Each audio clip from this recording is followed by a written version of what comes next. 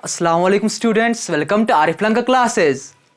तो चला आया हूँ मैं आपके लेकर और एक नया ऐसा चैप्टर क्लास 12 के मैथमेटिक्स का जिसका नाम है इनवर्स ट्राइग्नोमेट्रिक फंक्शंस।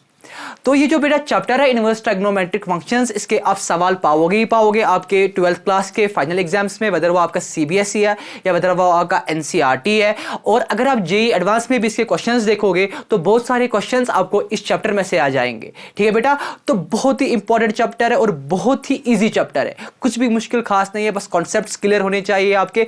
और अब जिसके कॉन्सेप्ट्स मतलब होते हैं कि ऐसे कि कुछ 11th क्लास का जो आपने 11th में भी पढ़ा हुआ होगा ये ट्राइग्नोमेट्रिक फंक्शंस, वहां पर अगर कोई भी आपको कंफ्यूजन होगी वो मैं सारा यहां पर क्लियर कर लूंगा, कोई भी टेंशन लेने की बात नहीं है बेटा। ठीक है, तो करें फिर स्टार्ट हम। शाबाश, चलो ठीक है, बिस्मिल्लाहिर्रहमानिर्रहीम।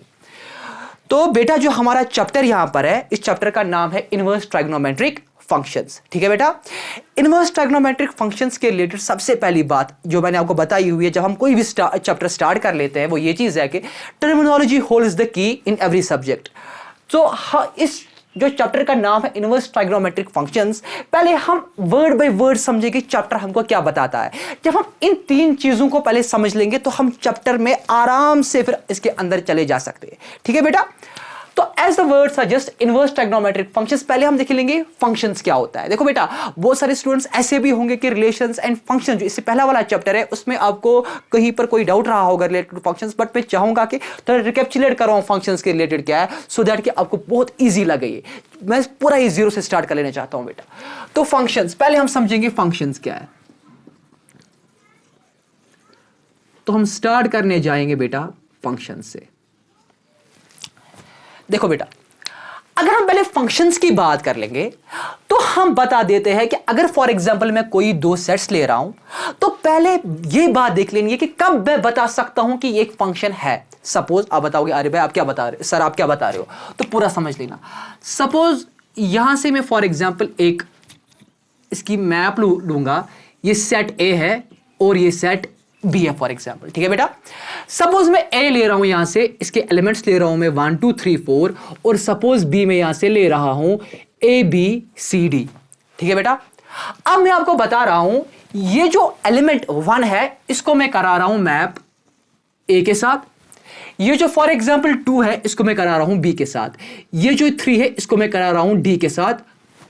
ठीक है, मैं अब आपसे एक सवाल करूंगा कि मुझे बता दो कि जो मैंने यहां पर ये डायग्राम दिखाई क्या ये फंक्शन है, तो आपका जवाब क्या होगा? आपका जवाब होगा ये फंक्शन नहीं है। आप बताओगे सर रीजन क्या है? मैं बताऊंगा यहां से रीजन ये चीज है कि फंक्शन के लिए सबसे पहले इंपॉर्टेंट क्राइटेरिया होता है कि जो सेट ए के सारे एलिमेंट्स है उनकी एक यूनिक इमेज होनी चाहिए बी में, उनकी एक यूनिक इमेज होनी चाहिए बी में। इनफैक्ट ये मैं पहले इसकी डेफिनेशन आपके लिए यहां पर फ्रेम भी कर लूंगा सो दैट कि आपको कोई भी कंफ्यूजन ना रहे। देखो बेटा, ये साथ साथ में आप पेन डाउन कर लेना कॉपी पर। ठीक है, ठीक है sir. Let A and B be any two non empty sets. Let A and B be any two non empty sets. then the function from A to B is a rule such that every element of the A, such that every element of A has unique image in B, has unique image in B। रखो अमाना sir, पहले समझ लेना और एक बार statement को। मैं बता रहा हूं कि हम मान रहे हैं कि A एंड B कोई भी दो नॉन एम्प्टी सेट्स है, जो इसका मतलब अगर यही एग्जांपल पहले मैं उठा लूंगा, A and B non empty sets है। उसके बाद बता रहा हूं मैं देन द फंक्शन जो A से लेकर B तक हो, देन द मैं कब बता सकता हूं कि ये सबसे पहले ये एक फंक्शन है, मैं ये कब बता सकता हूं? Then the function from the A and B, ये एक ऐसा रूल है such that every element of the A, हर एक एलिमेंट जो ए का होना चाहिए उसकी एक यूनिक इमेज होनी चाहिए बी में। यानी अगर मैं यहां पर ऐसे बनाऊं, अब 1 की इमेज है ए, 2 की इमेज है बी, 3 की इमेज है डी, 4 की इमेज है सी, क्या मैं यहां पर बता सकता हूं कि यह फंक्शन है? हाँ, ये फंक्शन है, ठीक है, क्योंकि हर एक एलिमेंट की इमेज है। अगर मैं दूसरी एक एग्जांपल ले लूं, यहां पर समझ लेना बात, ये सपोज ए है, ये सपोज बी है। सपोज मैं ए लूंगा बराबर 1 2 3 4, बी लूंगा बराबर A B C D, B लूंगा बराबर ए बी सी। बात को समझ लेना, मैं दिखा रहा हूं आपको 2 की इमेज है बी में, मैं दिखा रहा हूं आपको 3 की इमेज है सी में, मैं दिखा रहा हूं आपको 4 की इमेज है डी में, मैं दिखा रहा हूं आपको 4 की इमेज है डी में। अब मैं दिखा रहा हूं आपको 1 की इमेज है ए में और 1 की इमेज है बी में। अब चलो डेफिनेशन पर, कुछ भी याद रखने की जरूरत नहीं, सारा कॉन्सेप्ट है। चलो डेफिनेशन पर, let A and B be any two non empty sets. अभी तक मैं बताऊंगा ये फंक्शन है, हाँ ये फंक्शन है, क्यों? क्योंकि ए भी नॉन एम्प्टी सेट है, बी भी नॉन एम्प्टी सेट, अभी तक, हाँ अभी तक। Then the function from A to B is a rule such that every element of the A है, एवरी एलिमेंट ऑफ ए, पहले देखेंगे एवरी एलिमेंट ऑफ ए की इमेज है, हाँ जी 1 की भी इमेज है, हाँ जी 2 की भी इमेज है, हाँ जी 3 की भी इमेज है, हाँ जी 4 की भी इमेज है, अभी तक भी ये फंक्शन है। Such that every element of the A has a unique image in B. हर एक एलिमेंट ऑफ A की क्या होनी चाहिए? क्या बड़ा माने बड़े, हर एक इमेज की क्या होनी चाहिए? Unique image in the B। आप देख रहे हो, लेकिन 1 की इमेज A है, 1 की इमेज B है, यानी 1 की कितनी इमेजेस है? यहीं पर आप बताओगे it is not a function. ये एक फंक्शन नहीं हो सकती है, ये कभी भी एक फंक्शन नहीं हो सकती है, ठीक है बेटा। हुआ पहले आपको थोड़ा पहले concept clear related to function, हुआ कंसेप्ट क्लियर। अब देखोगे आप सवाल इस चैप्टर के नाम में ही और चीज है, क्या है? इनवर्स, वर्ड्स ने यूज कर दिया इनवर्स। अब पहले समझेंगे ये इनवर्स होता क्या है। इतना कॉन्सेप्ट पहले क्लियर हुआ, करूं मैं इरेज, शाबाश। अब देखेंगे पहले थोड़ा इनवर्स के रिलेटेड।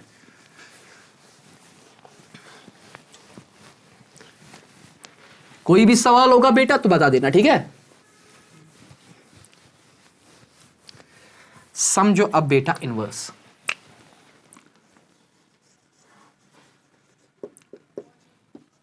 चूंकि हमको तो इनवर्स देख लेना है, इनवर्स ट्रिग्नोमेट्रिक फंक्शंस के रिलेटेड, लेकिन पहले समझेंगे कब आप बता सकते हो कि कोई फंक्शन इनवर्स है कि नहीं है। पहले वो कंसेप्ट क्लियर होना चाहिए कि कब हम बता सकते हैं कि अगर हमारे पास कोई भी बेटा फंक्शन है कि वो इनवर्स फंक्शन है कि नहीं है। उसके लिए ही मैंने आपको इससे पहले वाले चैप्टर में ही बेटा को समझाया है कि अगर आप कोई स्टूडेंट्स ऐसे भी होते हैं डायरेक्टली चले जाएंगे चैप्टर पे, पहला नहीं पढ़ा होगा तो पहले उनके लिए मैं रिकैप्चुलेट कर लेना चाहता हूं। बेटा इनवर्स फंक्शन एक ऐसी फंक्शन होती है जो 1 भी हो और जो ऑन टू भी हो।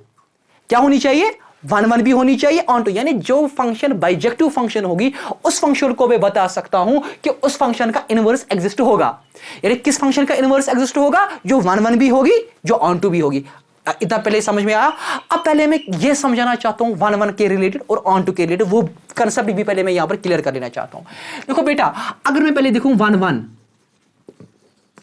फंक्शन क्या होती है, क्योंकि जब भी मेरी फंक्शन यहां पर 1 और ऑन टू होगी तभी मैं बोल सकता हूं इनका इनवर्स एग्जिस्ट कर लेगा। बेसिक से मैं आपको ग्राउंड से स्टार्ट कर रहा हूं ये सारा। अब देखेंगे पहले 1 क्या होती है, 1 फंक्शन क्या होती है। देखो बेटा क्या होती है 1 फंक्शन। अगर हम 1 फंक्शन हम बोलते हैं कि सपोज अगर हम let A and B be 2 non empty sets, let A and B be any 2 non empty sets. अगर सपोज आपके पास ए एंड बी क्या है? नॉन एम्प्टी सेट्स है। हमें बता रहा हूं ए एंड बी दो नॉन एम्प्टी सेट्स है, ठीक है बेटा। If the elements of B, जो B के एलिमेंट्स है, if the elements of the B has unique pre-image in A, has unique pre-image in A, अगर हर एक एलिमेंट B की, हर एक भी, पहले समझ लेना वर्ड, हर एक यहां पर वर्ड नहीं है, हर एक यहां पर वर्ड है if the elements of the B has unique pre image in E, then the function is said to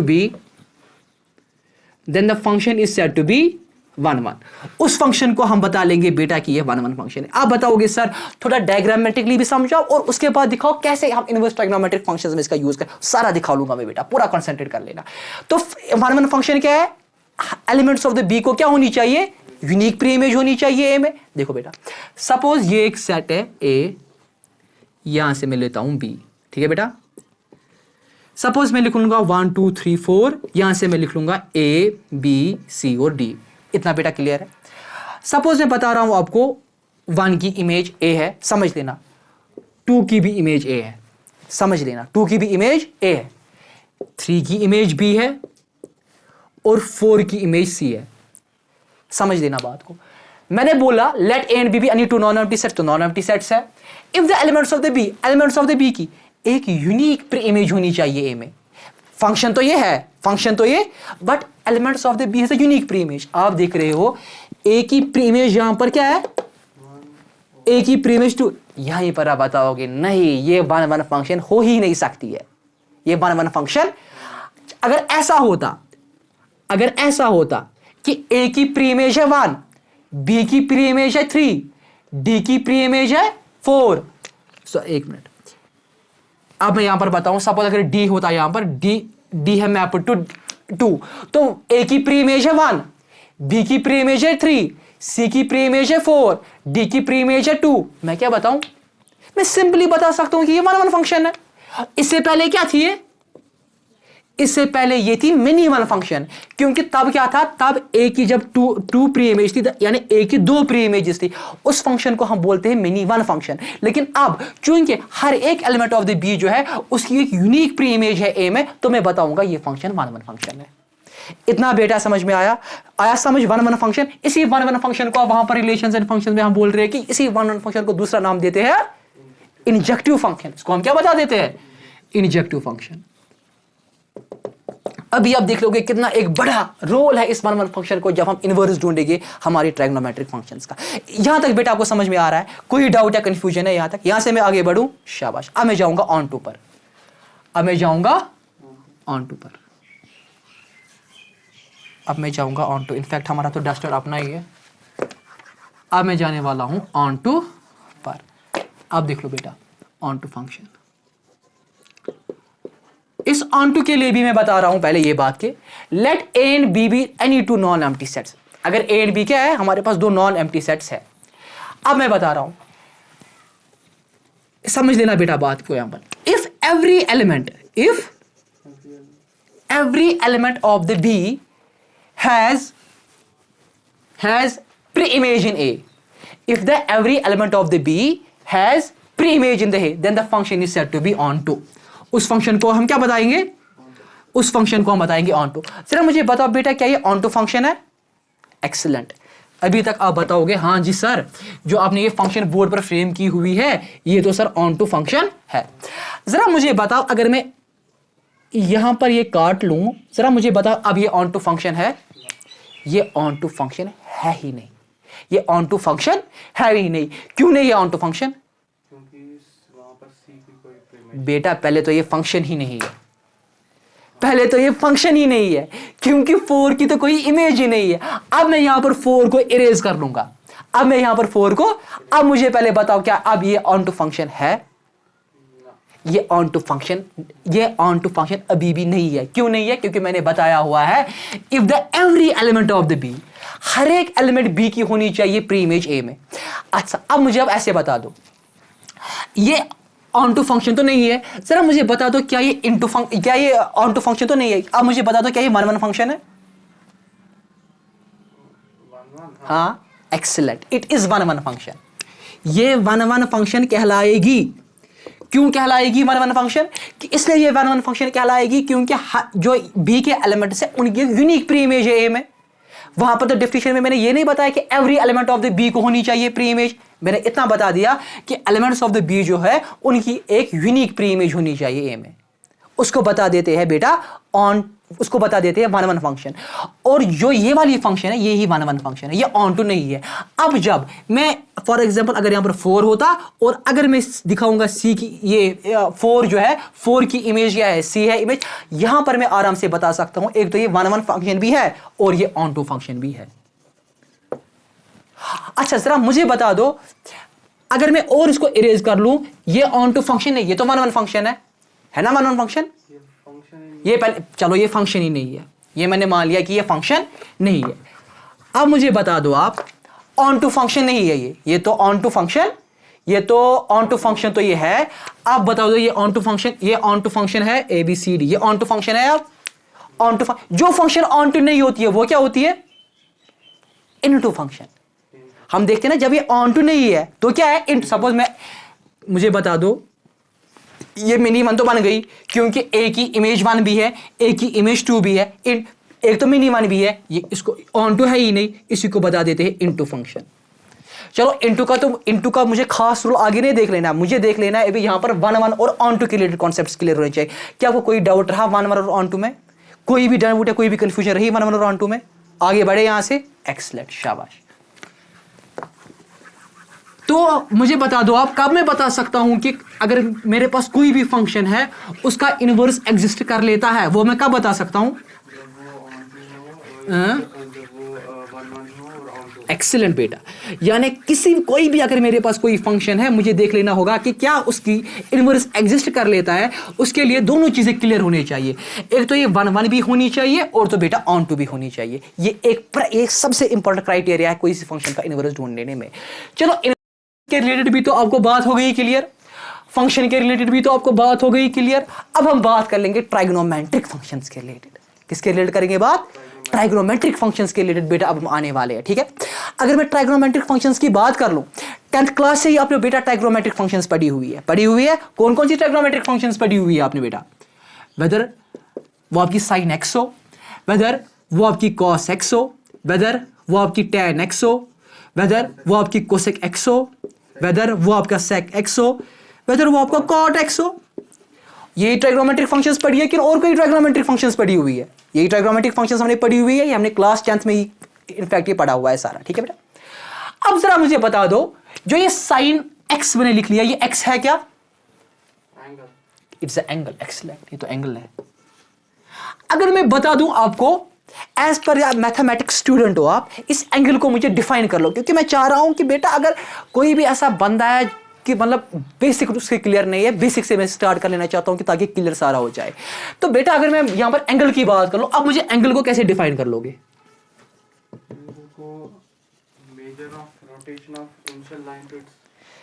major of the rotation of the initial line to its terminal line. यानी इस चीज को अगर मुझे यहां पर समझाना होगा तो मैं ऐसे बताऊंगा। सपोज अगर मैं कोई लाइन लूंगा यहां पर, ठीक है, let's take it as OA। इस लाइन को क्या बता देते हैं बेटा? इसको बता देते हैं initial line. What is this line called as? बेटा पूरा कंसंट्रेट कर लेना, बहुत ही बेसिक चीज बता रहा हूं, अगर यहां से क्लियर होगा आगे कोई भी सवाल कर सकते हो। जब कंसेप्ट्स क्लियर होंगे आगे कुछ भी इंसान कर सकता है। इस OA को हम क्या बता देते हैं? इनिशियल लाइन बता देते हैं। वो बेटा क्लियर है। मुझे किस चीज को डिफाइन कर लेना है? मुझे एंगल को डिफाइन कर लेना है, एंगल को डिफाइन कर लेना है। अब मैं क्या बता रहा हूं?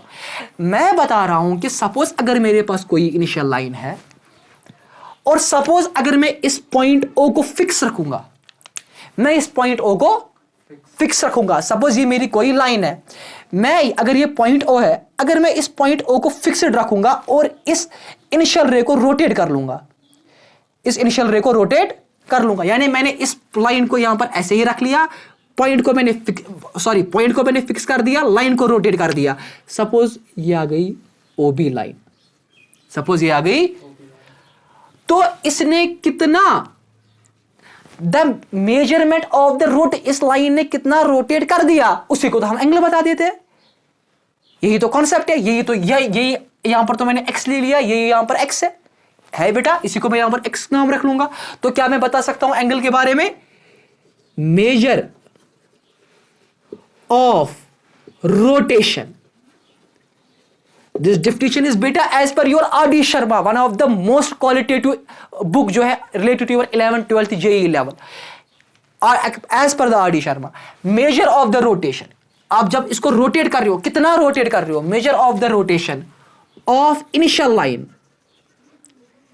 measure of the rotation of initial line। कहां तक? इस लाइन को क्या बता देते हैं? इसको बताते हैं टर्मिनल लाइन। एक्सीलेंट, शाबाश।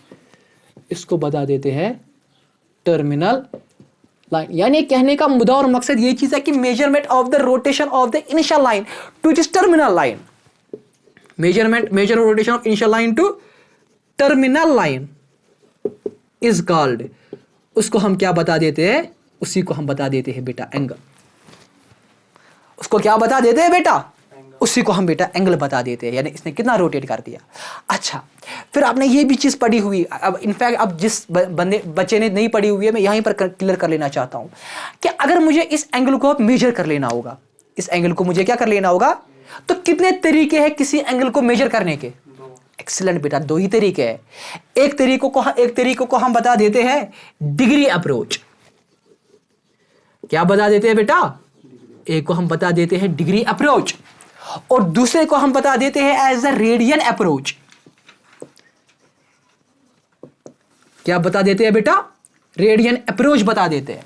क्या बता देते हैं? Radian approach. आप बताओगे सर डिग्री अप्रोच क्या होता है? मैं बताऊंगा, सपोज मेरे पास एक लाइन है, मेरे पास एक लाइन, और सपोज अगर मैं इसी लाइन को फुल रोटेट कर लेना चाहता हूं clockwise, but clockwise sorry anti clockwise, मैं इसको एंटी क्लॉकवाइज रोटेट कर लेना चाहता हूं।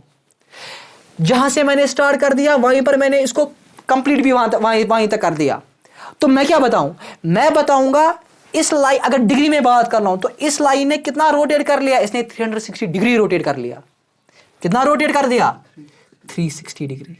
इसने 360 डिग्री रोटेट कर लिया। यानी अगर मुझे बेटा डिग्री का कंसेप्ट समझ में आ गया, 360 डिग्री से रोटेट कर लिया। अगर मुझे एक डिग्री निकालनी होगी, अगर मुझे एक डिग्री निकालनी होगी, मैं क्या कर लूंगा? उसके लिए मैं लिख लूंगा 1 degree into 360 is equal to एक, अगर मुझे 360 डिग्री कंट्रीब्यूट कर लेता है एक पार्ट को, अब मैं बता रहा हूं मैं एक डिग्री निकालना चाहता हूं, एक, वो क्या होगा? वो होगा 1 डिवाइड बाई, यानी 1 डिग्री होगा बराबर 1 डिवाइड बाई 360। आया बेटा समझ? तो 360 डिग्री ये सारा जब हम इसको मेजर कर लेते हैं तो 300, जब इसको पूरा रोटेट करवाते हैं तो 360 डिग्री एंगल निकलता है। और अगर सपोज मुझे एक डिग्री निकालनी होगी वो होगा बराबर 1/360। ये कौन सा 1 आया? क्योंकि ये सारा 360 डिग्री जो है ये कंट्रीब्यूट कर लेता है बेटा 1 पार्ट। कितना बेटा कंट्रीब्यूट कर लेता है? 1 पार्ट को ये कंट्रीब्यूट कर लेता है। तो ये है concept related to our degree approach. ये है कंसेप्ट रिलेटेड टू आवर। अगर मैं अब रेडियन अप्रोच की बात कर लूं, किस चीज की बात कर लूं? रेडियन अप्रोच की अगर मैं बात कर लूं, इसके लिए मुझे थोड़ी सी जगह होनी चाहिए थी ज्यादा। देखो बेटा, अच्छा एंगल का कॉन्सेप्ट समझ में आया? एंगल को मैं इरेज कर सकता हूं बेटा, शाबाश।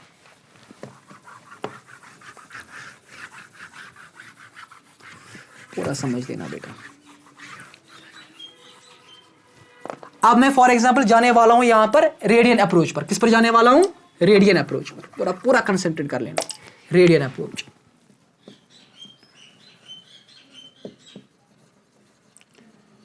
रेडियन अप्रोच में समझाना चाहिए क्योंकि दो तरीके हैं, एक तो डिग्री अप्रोच है और तो रेडियन अप्रोच है।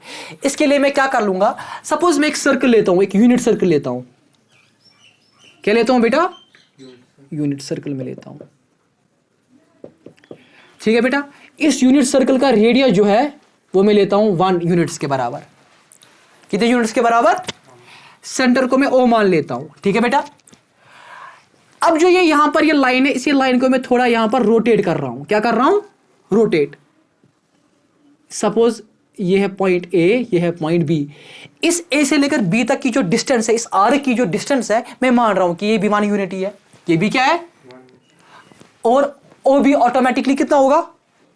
O भी तो 1 नहीं होगा क्योंकि तो रेडियस तो सेम ही होता है, वो तो 1 नहीं होगा। अब मैं आपको बता रहा हूं, अभी तक तो मैंने इसको सिर्फ यहां तक रोटेट कर दिया। मैं बता रहा हूं आपको अमान, मैं इसको रोटेट कर लेना चाहता हूं, इस वाली लाइन को मैं फुल सर्कल में रोटेट कर लेना चाहता हूं। यानी अगर मैं यहां से स्टार्ट कर रहा हूं तो मैं बराबर वापस यहां तक पहुंचना चाहता हूं। तो मुझे बता दो मैंने कितनी डिस्टेंस कवर की? डिस्टेंस कवर करने का मतलब है मैं कितना एंगल चला। हम रेडियन की बात कर रहे हैं। आप बताओगे सर जो ये सारा मैं यहां पर रोटेट कर रहा हूं, सर वो तो सिंपल सी बात है सर, ये 7th क्लास 8th क्लास का कॉन्सेप्ट है सर। ये तो सारी यहां से लेकर यहां तक जो डिस्टेंस होगी वो तो सर्कमफ्रेंस ऑफ द सर्कल होगी। और sir circumference of the circle तो मुझे पहले से ही पता होती है, वो तो 2πr होता है। लेकिन बेटा अब जो यहां पर रेडियस है वो कितना है, वो तो 1 है, तो ये तो 2 पाई आ जाएगा। तो एक रेडियन, तो ये तो रेडियन अगर मैं पूरा देखूंगा, अगर मैं इस को रोटेट करवाऊंगा पूरा, तो वो कितना एंगल होगा, वो होगा आपका 2 पाई रेडियंस। कितना होगा, 2 पाई रेडियंस। तो अगर मैं यहां से अब डिग्री, ये तो इनफैक्ट आपने पढ़ा हुआ है, बट मैं बोल रहा हूं कि सपोज किसी ने नहीं पढ़ा हुआ, तो मैं यहां पर कंप्लीट ये समझना चाहता हूं, क्योंकि बेटा याद रख लेना, जब हमको एक्सरसाइज उठानी है हमको तब वैल्यूज पता होनी चाहिए। आपको ये चीज पता होनी चाहिए कौन सा वैल्यू कहां से आ रहा है, आपको याद रखने की जरूरत नहीं, क्योंकि अगर बेटा आपने एक बार याद रख लिया ना, आप कुछ भी आगे नहीं कर सकते हो। ये सारा कॉन्सेप्ट क्लियर होना चाहिए। तो बेटा जरा मुझे बता दो, डिग्री और रेडियन का क्या रिलेशन है। डिग्री और रेडियन की ये चीज रिलेशन है कि जो ये रेडियन होता है ये तो 2 पाई है, और डिग्री कितनी होती है, 360 होती है। This is the relation. यानी अगर मैं यहां से बताऊं पाई बराबर होता है 180 डिग्री, क्योंकि 360 डिवाइड बाई 2 हो गया 180 डिग्री। अगर मुझे निकालना होगा एक रेडियन, अगर मुझे एक रेडियन को कन्वर्ट करना होगा डिग्री में, तो वो कितना आ जाएगा। देखो बेटा ये है ना यहां पर पाई रेडियंस, तो मैं बोलूंगा ऐसे 1 इंटू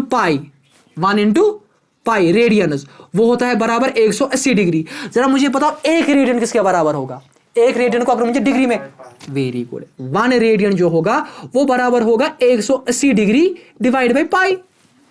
क्योंकि यही फॉर्मूला तो मुझे आगे जरूरत है, जब मुझे रेडियन को डिग्री में कन्वर्ट करना है, डिग्री को रेडियन में कन्वर्ट कर लेना है। ये कॉन्सेप्ट तो आपको यहां पर क्लियर होना चाहिए। और एक बार रिपीट कर लूंगा, 2 पाई बराबर 360 को, यानी पाई निकलेगा 180 बराबर, तो 1 इंटू पाई, अगर मुझे एक रेडियन निकालना होगा तो मतलब 1 इंटू पाई रेडियन, वो जाएगा 180 के बराबर, तो एक रेडियन आ जाएगा बराबर 180 डिग्री डिवाइड बाय पाई। इतना समझ में आ गया। अच्छा अगर मुझे एक डिग्री निकालनी होगी, एक डिग्री को मुझे रेडियन में देखना होगा, ये उतारा आपने सारा बेटा, एक्सीलेंट, शाबाश। अच्छा अगर मुझे अब एक रेडियन निकालना होगा, एक रेडियन तो हमने निकाल दिया, अगर आप मुझे फॉर एग्जांपल यहां पर आपको एक डिग्री निकालनी होगी, जरा वो मुझे बता दो कैसे निकालेंगे। देखो बेटा पाई होता है बराबर 180 डिग्री होता है, कैसे मैं लिख सकता हूं इसे, pi is equal to 180 into 1 degree, वो भी 180। मुझे लेकिन एक डिग्री को देखना है पाई में, क्या मैं ऐसे लिख सकता हूं, pi divide by 180, pi divide by 180 radians is equal to 1 degree. तो ये है 1 डिग्री का value in terms of the radians बेटा। ये भी मुझे आगे बहुत ज्यादा जरूरत है जब मैं इन वैल्यूज को यहां पर बेटा निकालूंगा। यहां तक कोई डाउट, यहां तक कोई कंफ्यूजन रहा आपको बेटा, ये थी the relationship between the degree and the radians. ठीक है बेटा, आगे बढ़े यहां से। आगे जब हम यहां से बढ़ेंगे तो अब हम इन वैल्यूज पर आ जाएंगे, इन ट्राइग्नोमेट्रिक जो मैंने फंक्शंस लिए इनकी वैल्यूज ढूंढने की कोशिश कर लेंगे बेटा। ठीक है, और उससे भी इंपॉर्टेंट चीज एक है वो मैं आपको इससे पहले बताना चाहता हूं, वो भी पूरा पहले क्लियर, क्योंकि जब ये बेसिक क्लियर होंगे ना बेटा आपके, जब बेसिक्स क्लियर होंगे ना, तब आगे जाकर आराम से आप कुछ भी चीज, कोई भी चीज कर सकते हो।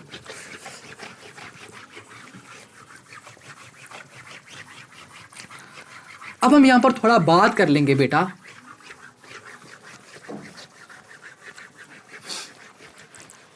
अब हम यहां से थोड़ा बेटा बात कर लेंगे वैल्यूज ऑफ ट्राइग्नोमेट्रिक फंक्शंस के रिलेटेड।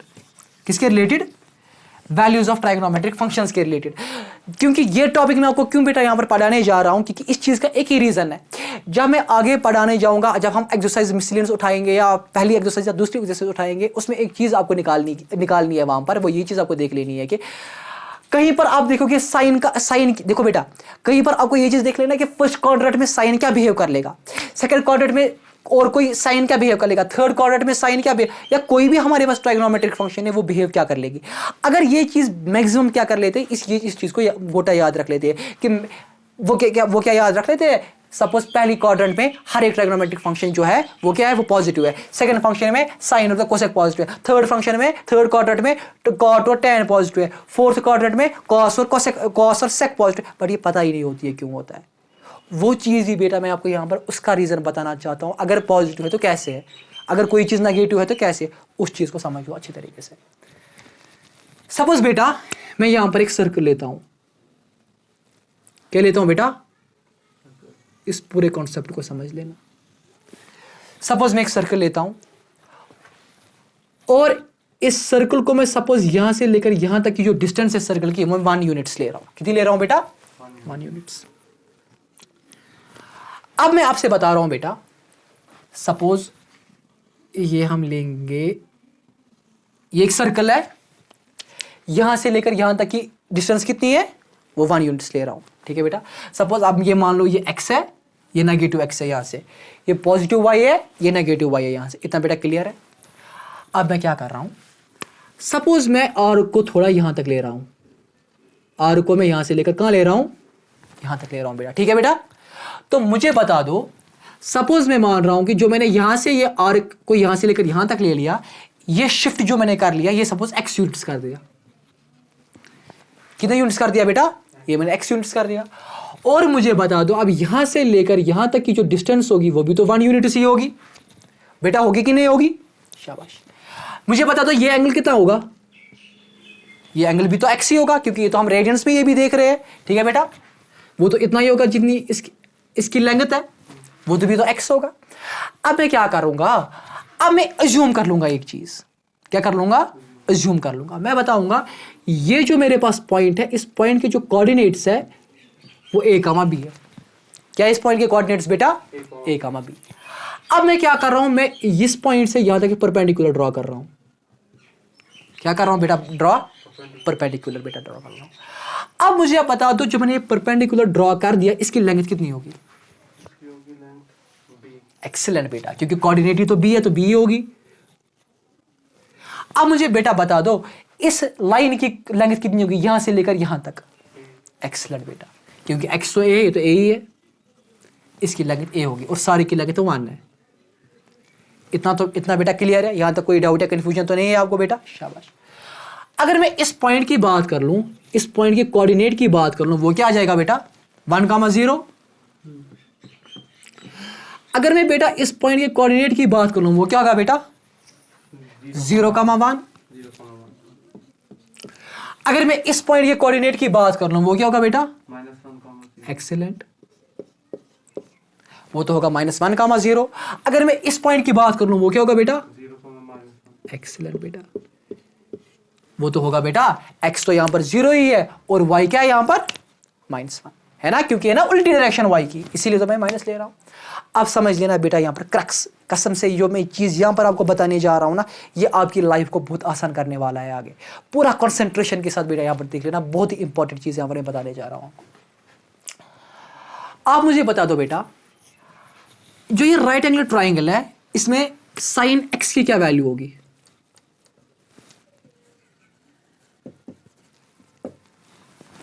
आप बताओगे सर साइन तो बराबर होता है परपेंडिकुलर बाय हाइपोटेन्यूज, परपेंडिकुलर तो यहां पर b है, हाइपोटेन्यूज तो 1 है, तो b है। अब मैं आपको बताने जा रहा हूं, जरा मुझे बता दो cos x की क्या वैल्यू है। आप क्या बताओगे sir, that is basically base by hypotenuse, sir base तो a है, हाइपोटेन्यूज तो 1 है, तो cos x भी a के ही बराबर है। यहां से अब हम आगे बढ़ने वाले हैं। अब मैं पहले क्वाड्रेंट, अब मैं इस पॉइंट की बात कर लूं, किस पॉइंट की बात, इस पॉइंट की बात। x क्या है वहां पर, 0। जो ये वाला पॉइंट है, इस पर एंगल क्या बनेगा, ये वाला x एंगल क्या बनाएगा यहाँ, 90 डिग्री, वेरी गुड।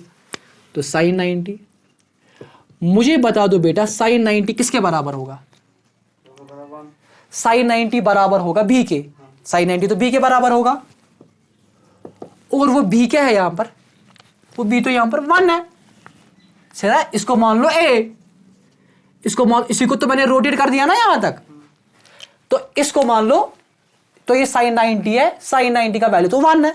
अब मुझे बता दो, अब आपको आज समझ में आ गया साइन 90 का वैल्यू 1 कैसे है, कैसे हम लेते हैं बेटा साइन 90 का वैल्यू 1।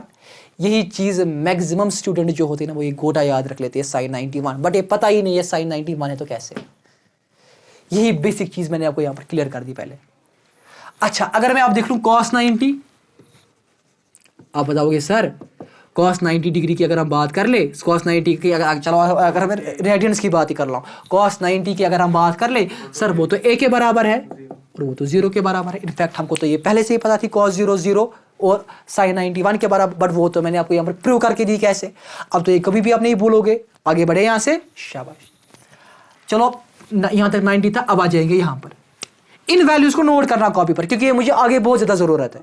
इन वैल्यूज को नोट करके रख देना, इनफैक्ट ये टेबल ही वहां पर बना देना ताकि आगे बहुत ज़्यादा आपको आसानी हो जाए। चलिए आगे बेटा, अब पहुंचेंगे हम साइन 180 पर। मुझे बता दो बेटा साइन 180 किसके बराबर है? बी के बराबर ही है। शाबाश। जरा मुझे बता दो बेटा साइन 180 उस हिसाब से यहां पर कितना है? एक्सीलेंट। जरा मुझे बता दो, ये साथ साथ वैल्यूज लिख लो।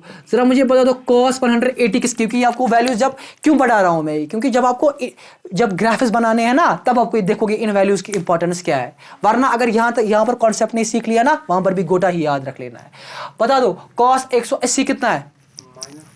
cos 180 तो a के बराबर है और a क्या है यहां पर? वो तो -1 है। चलो बेटा आगे पहुंचो। अब यहां पर मुझे बता दो साइन 270 डिग्री, साइन 270 वो किसके बराबर है? वो तो b के बराबर होता है। और साइन 270 किसके बराबर निकला? वो तो -1 के बराबर निकला। साइन होता है ना बराबर b के, b है ना -1। अब मुझे बता दो cos 270 डिग्री cos 270 किसके बराबर निकलेगा? एक्सीलेंट बेटा। a किसके बराबर है? एक्सीलेंट, वो तो 0 के बराबर है। चलो बेटा आगे बता दो मुझे साइन 360 किसके बराबर है? साइन 360 है b के बराबर और वो किसके बराबर है? 0 के बराबर। अब बेटा मुझे बता दो cos 360 किसके बराबर है? एक्सीलेंट, बहुत ही अच्छा। cos 360 a के बराबर है और वो किसके बराबर है? वो 1 के बराबर। ये चीज बेटा आपने पूरे ये चीज आपको पूरे अच्छे से पहले समझ में आई कि नहीं आई? 100% क्लियर। ये सारे इनकी आप बता रहे होंगे अंदर से सर क्यों पढ़ा रहा है, बट बेटा इस हर एक चीज़ की इंपॉर्टेंस देखोगे जब हम ग्राफ्स बनाएंगे तब आपकी ज़िंदगी कितनी आसान होगी ये इन सारे कॉन्सेप्ट्स को जानकर। वरना वहाँ पर वैल्यूज हर एक वैल्यू को नोट डाउन कर लिया, कोई हर एक वैल्यू को कर दिया? शाबाश, एक्सीलेंट। अब मुझे बेटा बता दो, सपोज आपको पता है आप यहाँ पर अगर हम अपना एक्स एक्सिस और वाई एक्सिस सिस्टम हम देख लेंगे सारा, क्वाड्रेंट्स कितने बनते हैं? 4। ये तो है फर्स्ट क्वाड्रेंट, ये तो है सेकंड क्वाड्रेंट, ये तो है थर्ड क्वाड्रेंट, ये तो है फोर्थ क्वाड्रेंट। अब मुझे बेटा बता दो, अगर मैं फर्स्ट क्वाड्रेंट की बात कर लूं, किसकी बात कर लूंगा? फर्स्ट क्वाड्रेंट की। जरा बेटा मुझे बता दो फर्स्ट क्वाड्रेंट में जहां पर x भी पॉजिटिव y भी जहां पर पॉजिटिव है, वहां पर आप मुझे बता दो वहां पर कौन कौन सा वैल्यू पॉजिटिव, कौन कौन सा ट्राइगोनोमेट्रिक फंक्शन वहां पर पॉजिटिव होगी? वहां पर तो हर एक ट्राइगोनोमेट्रिक फंक्शन पॉजिटिव होगी, क्योंकि x भी पॉजिटिव y भी पॉजिटिव, हर एक ट्राइगोनोमेट्रिक फंक्शन क्या होगी वहां पर? पॉजिटिव, यानी ऑल पॉजिटिव, यानी ऑल क्या है? हर एक पॉजिटिव है। चलिए आगे सेकंड क्वाड्रेंट में,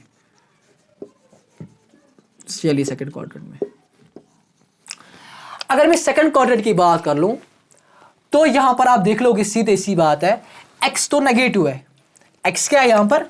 नेगेटिव। देखो कैसे निकालना होता है चीजों को, x तो नेगेटिव है, y क्या है वहां पर? y तो पॉजिटिव है, बता दो आप मुझे यहां पर जो साइन होगा वो क्या होगा? हाँ बता दो मुझे साइन कैसे पॉजिटिव होगा? b होता है और यहाँ पर b पॉजिटिव। समझो बेटा, समझो, दूसरा क्वाड्रेंट है। अगर मैं साइन x की बात कर लूंगा, साइन x वो यहां पर x, अगर मैं साइन x की बात कर लूंगा, आपको पहले ही पता है साइन x b के बराबर है, और b क्या है यहां पर? b बेटा यहां पर पॉजिटिव है, तो इस हिसाब से मुझे बता दो सेकंड क्वाड्रेंट में x क्या होगा आपका? सेकंड क्वाड्रेंट में साइन क्या होगा? साइन तो पॉजिटिव होगा। और मुझे बता दो कोसेक क्या होगा?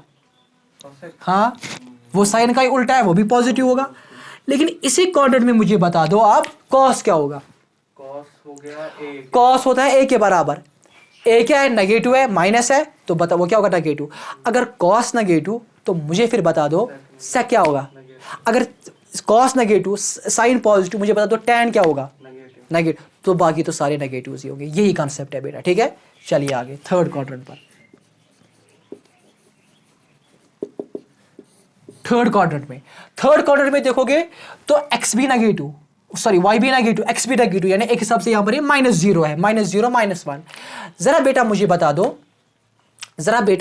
बता दो इस थर्ड क्वाड्रेंट में अगर मैं बात कर लूं साइन क्या होगा? साइन तो b होगा, वो तो नेगेटिव है, यानी साइन भी नेगेटिव। कॉस क्या होगा, वो तो ए, वो भी नहीं। वो नेगेटिव, क्योंकि यहाँ पर वाई तो नेगेटिव है, तो साइन भी नेगेटिव, कॉस भी नेगेटिव। अगर साइन और कॉस नेगेटिव है, tan होगा बराबर minus sine x upon minus cos x, tan positive.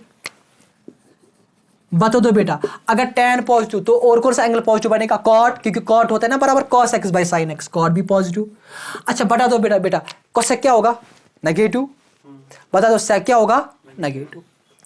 चौथे क्वाड्रेंट पर आ जाएंगे, फोर्थ क्वाड्रेंट। चलिए अब मैं फोर्थ क्वाड्रेंट की बात कर लेता हूं।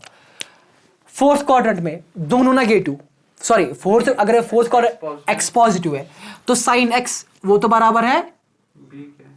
साइन x वो तो बराबर, एक मिनट बेटा, अब हम जब हम चौथे क्वाड्रेंट पर आ जाएंगे, चौथा क्वाड्रेंट क्या है, चौथा क्वाड्रेंट क्या बन रहा है यहाँ पर, पॉजिटिव वाई नेगेटिव। x बन रहा है पॉजिटिव, y बन रहा है नेगेटिव। यानी अगर जो हम पॉइंट्स ले जाएंगे यहां पर ये बनेगा, फिर ये वाला आपका क्या बन रहा है, ये वाला आपका बन रहा है यहां पर पॉजिटिव, x तो पॉजिटिव बन रहा है, y लेकिन आपका क्या बन रहा है यहां पर, y आपका नेगेटिव बन रहा है। तो उस हिसाब से अगर मैं देख लूं, साइन क्या बन जाएगा, साइन बनेगा वो बी इक्वल टू बी है तो नेगेटिव बनेगा। साइन इक्वल टू क्या है, b, और b आपका क्या आ जाएगा यहां पर, नेगेटिव। b आपका यहां पर नेगेटिव आ जाएगा। ठीक है बेटा, तो इस हिसाब से साइन x, साइन तो यहां पर नेगेटिव हुआ, cos क्या आ जाएगा, cos cos इक्वल टू ए, लेकिन वो इसमें पॉजिटिव है तो यहाँ पॉजिटिव कैसे है जरा बताओ, वो आप खुद देख रहे हो, साइड में है ना, वहाँ पर उसके आप खुद देख रहे हो यहाँ पर ये पॉजिटिव, ये वन है, ये यहाँ पर क्या है, ये वन, तो ये आ जाएगा आपका कॉस पॉजिटिव। कॉस क्या, क्योंकि सीधी सी बात है ना, अगर हम चौथे क्वाड्रेंट की बात कर लेंगे, चौथे क्वाड्रेंट में y क्या है, नेगेटिव। y है बेसिकली नेगेटिव, x क्या है, पॉजिटिव। अगर हम x की बात कर लेंगे, x तो पॉजिटिव है। मुझे बता दो, अगर साइन x पे बता रहा हूं, साइन x बराबर है b के, साइन एक्स बराबर है b के। तो अगर मैं देख लूं, अगर यहां पर वैल्यू क्या बन जाएगा, यहां पर वैल्यू बन जाएगा 1 कामा माइनस 1। अगर आपको ऐसे भी समझ में नहीं आया, आप सिंपल यहां पर समझ सकते हो कि यहां पर जो चौथा क्वाड्रेंट है, चौथे क्वाड्रेंट में आप देख रहे हो साइन क्या है, साइन तो नेगेटिव है। कोई बताएगा साइन नेगेटिव क्यों है, क्योंकि बता देना, अगर मैं देख लूं चौथे क्वाड्रेंट में ये कहां जा रहा है, ये नेगेटिव की ओर जा रहा है, तो ये नेगेटिव है। तो कॉस क्या है इस क्वाड्रेंट में, कॉस तो पॉजिटिव है। अगर कॉस पॉजिटिव है, उस हिसाब से मुझे बोलो और कौन सा पॉजिटिव आ जाएगा, उस हिसाब से सेक पॉजिटिव आ जाएगा, और बाकी सारे क्या आ जाएंगे, बाकी सारे नेगेटिव आ जाएंगे। कॉस पॉजिटिव आ जाएगा, सेक। तो ये था बेटा आपका बिहेवियर इन चारों का, यहां पर कैसे। तो इस हिसाब से आपने देख लिया कि चारों को हम कैसे बताएंगे, फर्स्ट क्वाड्रेंट में ट्राइगोनोमेट्रिक फंक्शन कैसे, सेकंड में, थर्ड में, फोर्थ में कैसे। इतना बेटा समझ में आया। अब हम यहां से फ्रेम करने जाएंगे वैल्यूज को। क्या फ्रेम करने जाएंगे, वैल्यूज को। रख लो बेटा नजर, ये कॉपी कर दिया सारा, अब रख लो बेटा नजर। अब कैसे यहाँ पर वैल्यूज को फ्रेम कर लूँगा।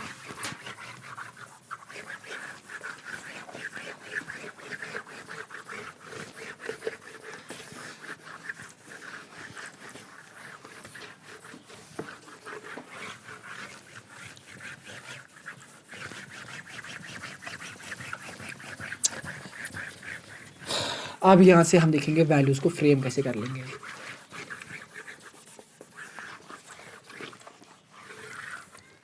देखो बेटा, सपोज यहां से मैं लेता हूं थीटा, ठीक है बेटा, तो sine theta, cos theta, tan theta,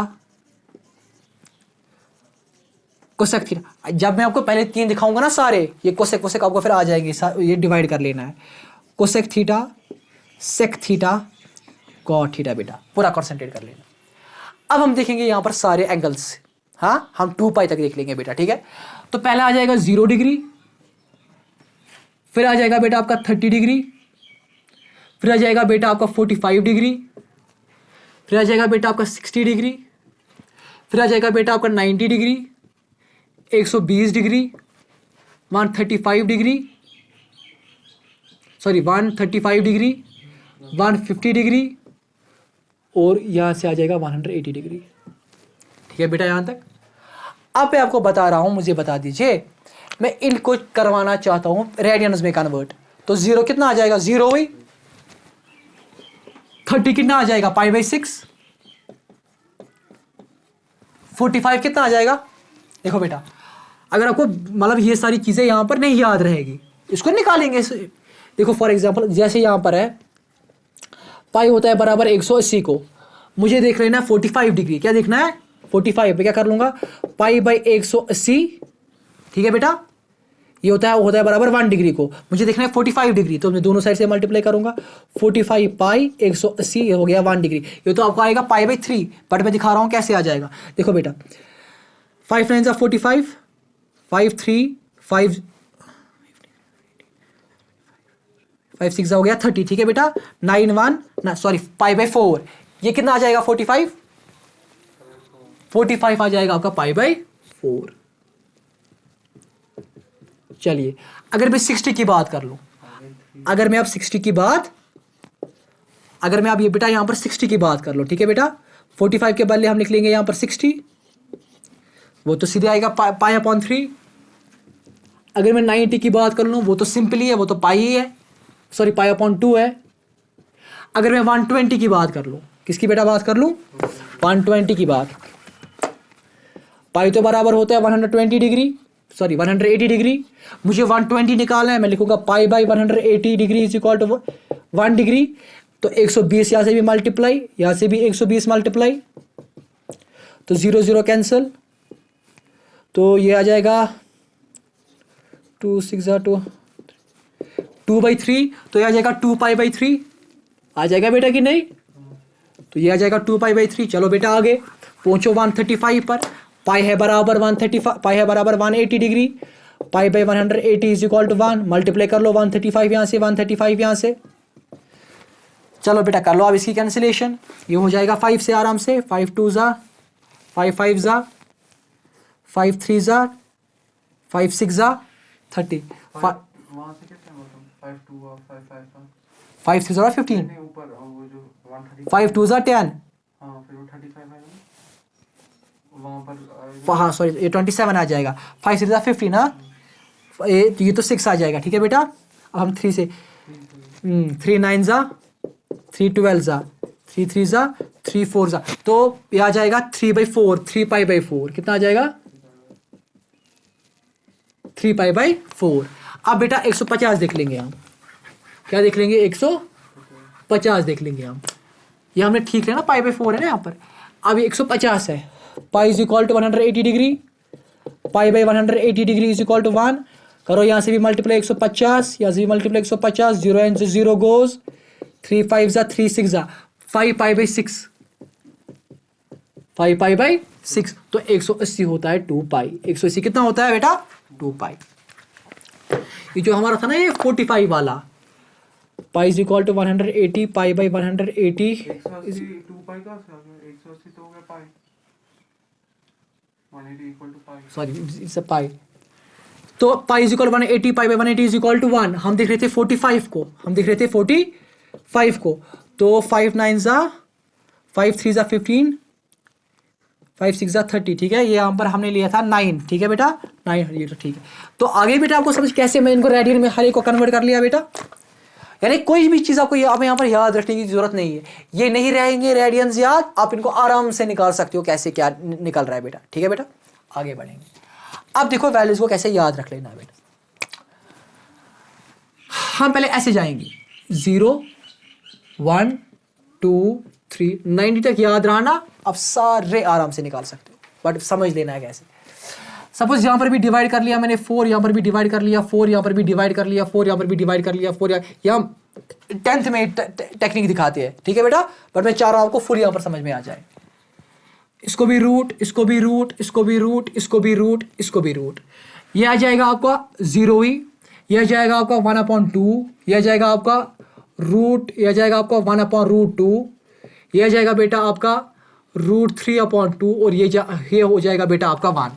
अब हम आगे बढ़ेंगे, अब मैं कॉस की जब बात कर लूंगा, तो जो हमारा ये कॉस थीटा है, अब पहले हम देखेंगे कॉस 0 का वैल्यू कितना है। तो कॉस 0 का वैल्यू ये सारा उल्टा यहां से आपको आना है, तो ये हो गया 1, ये हो गया √3/2, ये हो गया 1/√2, ये हो गया 1/2, और ये हो गया आपका 0, ठीक है बेटा।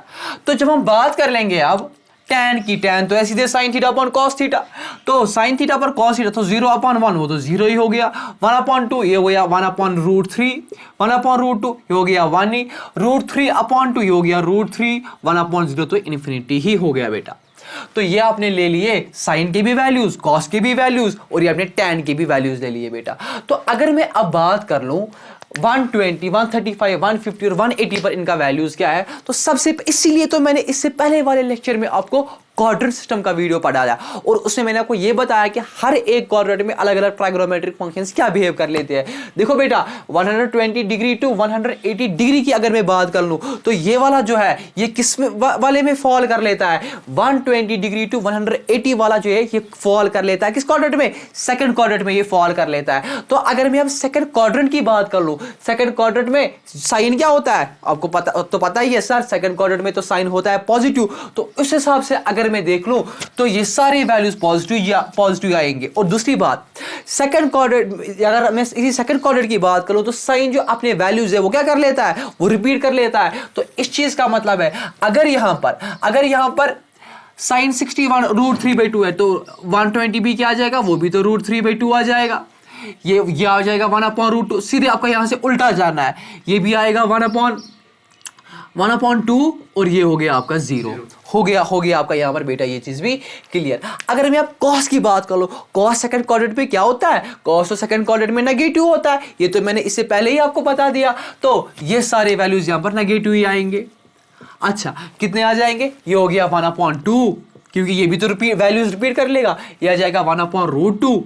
इसीलिए मैंने इससे पहले वो कंसेप्ट दे दिया नेगेटिव कौन है पॉजिटिव कौन है, ये हो गया √3/2 और ये अल्टीमेटली आपका आ जाएगा 1। सिमिलरली अगर मैं अब tan की बात करूं ये भी तो रिपीट कर लेगा वैल्यूज लेकिन नेगेटिव आ जाएंगे। ये वैल्यूज अब ऐसे भी देख सकते हो tan के sine theta upon cos theta, but मैं आपको यहां पर सीधे दिखाऊंगा, ये √3 फिर आ जाएगा 1 फिर आ जाएगा 1/√3 और लास्ट में आ जाएगा आपका 0। तो इसी के साथ आपको साइन कॉस टैन के सारे भी ये वैल्यूज यहाँ पर कंप्लीट बेटा हो गए। तो अब कोसेक थीटा सेक थीटा ये तो सबसे आसान है, ये तो कुछ करना ही नहीं है। कोसेक थीटा हो गया 1/sin थीटा, सो 1/0 वो तो इन्फिनिटी हो गया, बस ऐसे ही। तो ये कोई मसला नहीं है, ये वाली वैल्यूज आपके लिए फ्रेम करना ये आप खुद भी बेटा कर सकते हो, ये कोई भी बड़ा इशू यहाँ पर नहीं है। तो ये थे बेसिकली। आप बताओगे अब सर आपने ये सारी चीजें क्यों पढ़ाई, क्योंकि ये तो हम पढ़ते हैं 11th में भी, इनफैक्ट चलो अगर 9th तक देखेंगे 10th में ही पढ़ाए। देखो बेटा जब अभी आप इसके बाद वाला टॉपिक जो सबसे इंपॉर्टेंट है हमारा, जिसमें हम इनवर्स कंप्लीट करने जाएंगे, इनवर्स उठाने जाएंगे। इनवर्स में आपको साइन इनवर्स का ग्राफ बनाना है, कॉस इनवर्स का ग्राफ बनाना है, टैन इनवर्स का ग्राफ बनाना है। उन ग्राफ्स को बनाने के लिए आपको तो वैल्यूज पता होनी चाहिए। आपको पता होनी चाहिए साइन 90 किसके बराबर है, साइन 180 किसके बराबर है, साइन 270 किसके बराबर है, साइन 360 किसके बराबर है। वो सारे वैल्यूज कैसे निकले, एक तो यहां से भी कॉन्सेप्ट आया कौन किसका वैल्यू किस एंगल पर क्या है, और इससे पहले वाला जो मैंने आपको दिखाया क्वाड्रेंट सिस्टम, उससे भी वैल्यूज निकलेंगे, sign 270, sign 180, sign 360, cos 180, cos 260, cos 360। और चौथी बात तीसरी बात ये रही यहां पर कि बेटा जो हर एक का बिहेवियर है क्या, हाँ जब मैं एक्सीस बनाऊंगा वहां पर दिखाऊंगा, तो ये सारा आपको यहाँ पर बेटा क्लियर हो गया। तो अब वीडियो बहुत थोड़ा लंबा हो गया, तो अब मैं क्या चाह रहा हूँ, जो दूसरा वाला लेक्चर है जहां तक मुझे पहले आपको बेस आपकी खड़ा कर लेनी थी, तो वो उस वीडियो में पहुंचाने के लिए मैं चाह रहा था पहले ये सारा चीज कंप्लीट होने पहले मैं ये चीज़ आपको समझाऊं, ताकि अब वो मैं नया वाला जो दूसरा लेक्चर हमारा होगा वो सारा होगा अब ग्राफ्स पर। हम बनाने जाएंगे साइन इनवर्स का, cos inverse, tan inverse, cosec, cot, sec, इन सब का मैं ग्राफ दिखाऊंगा। तो वो इसके बाद वाले लेक्चर में होगा। तो अगर आपको अब लग रहा है कि मेरे वीडियो से आपको फायदा पहुंच रहा है, then please do share and subscribe my YouTube channel Arif Langar classes. अस्सलाम वालेकुम।